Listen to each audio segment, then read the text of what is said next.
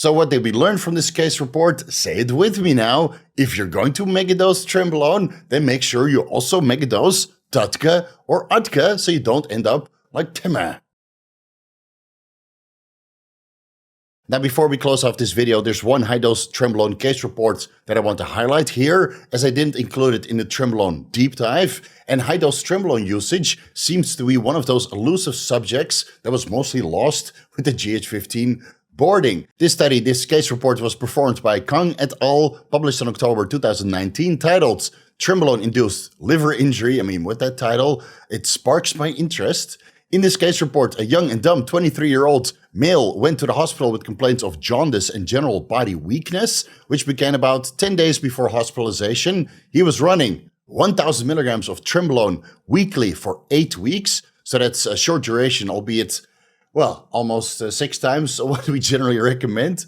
Whether he was running a testosterone base, that's not mentioned here in this case report.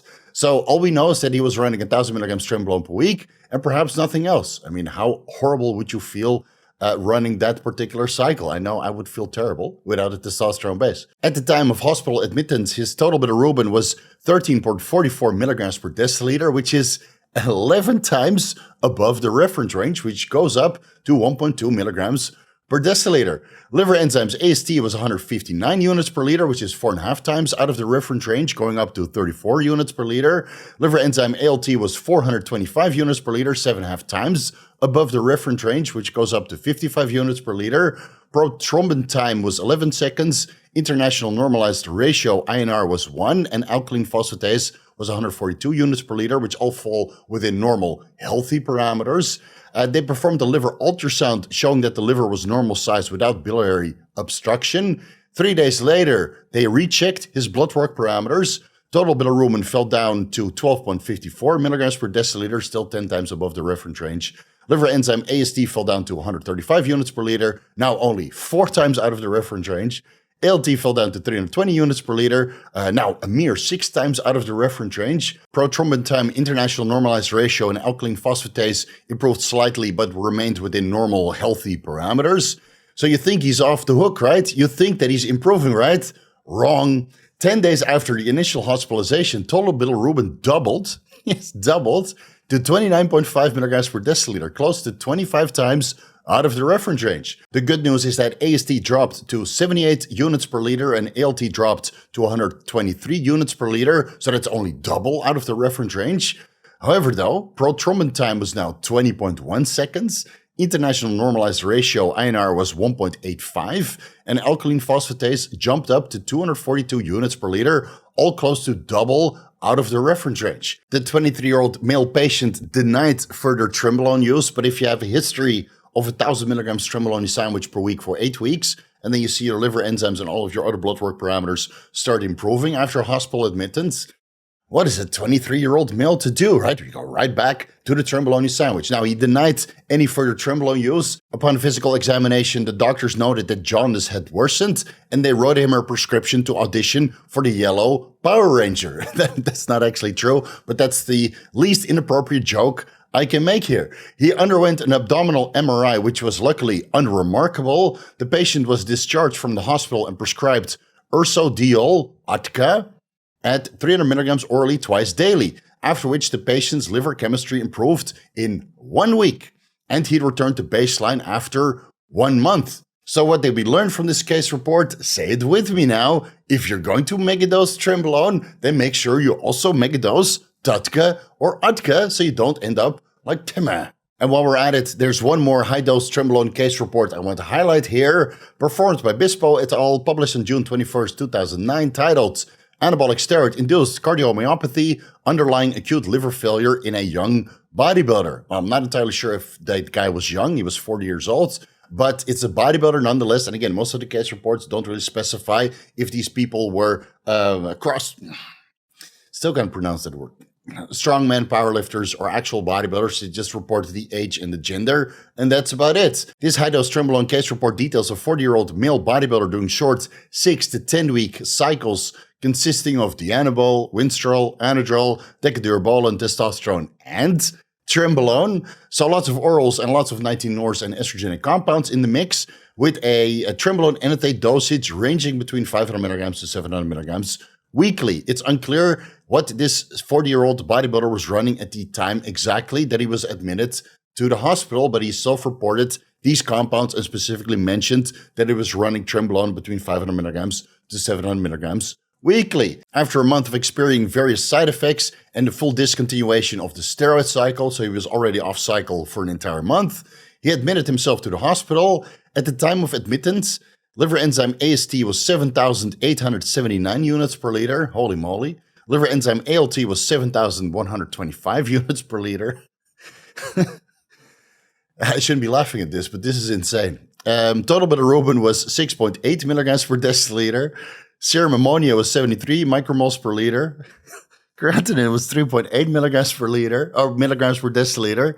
And lactose dehydrogenase was 7,140 units per liter, all indicating acute liver and kidney failure.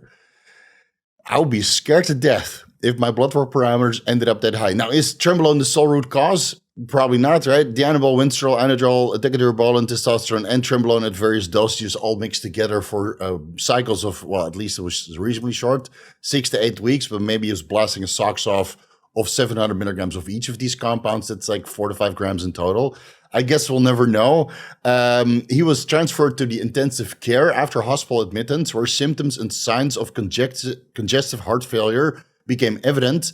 The patient slowly recovered over the course of 16 days, so that's a reasonably fast recovery considering how bad his liver enzymes and all the other blood work parameters were, which signs of congestive heart failure and full-blown acute liver injury and kidney damage.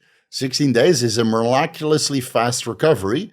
After those 16 days, he was discharged with oral anticoagulation medications. And again, in this case report, there's too much polypharmacy and long-term chronic steroid exposure in place to solely lay the blame on Trenbolone alone. And I think we can all agree that juicing hard for 6 to 8 weeks with only short 2 to 3 weeks breaks in between those blasting steroid cycles isn't enough to ensure long-term health. I mean, I think this guy broke his body himself due to his own negligence. Trenbolone is the least of his problems. And all in all, I would say that just 23 case reports showing the deleterious effects of Trenbolone is actually quite low for the amount of Trenbolone use and abuse that is occurring worldwide at any given time in the bodybuilding and fitness community. I mean, 23 case reports, I would consider that low. Yeah. Then again, most of the guys that take Trenbolone, they don't admit themselves in the hospital and turn themselves into a worthy subject of a case report which is being published on PubMed or some of the other publication websites. And to be fair, I mean, I've gone up to 1,000 milligrams Trenbolone per week for 4 weeks in duration. I was a walking bundle of side effects, but I did not experience side effects to the point that I needed to admit myself to the hospital and was worthy of a published case report. So with that being said, I think there's way more anecdotal reports of adverse effects with Trenbolone, which again, you can mitigate and harm reduce and prevent by doing some education about Trenbolone in your free time. So with that being said, the anecdotal evidence regarding Trenbolone's problematic nature is aplenty, with thousands of reports of guys walking around with Tren or Tren acne or Tren gyno or Tren rage or experiencing Tren cough and Tren sweats or Tren insert your favorite or adverse effect here, right? These anecdotal reports are all over the place, but again, with self-education, you can mitigate most of these all entirely.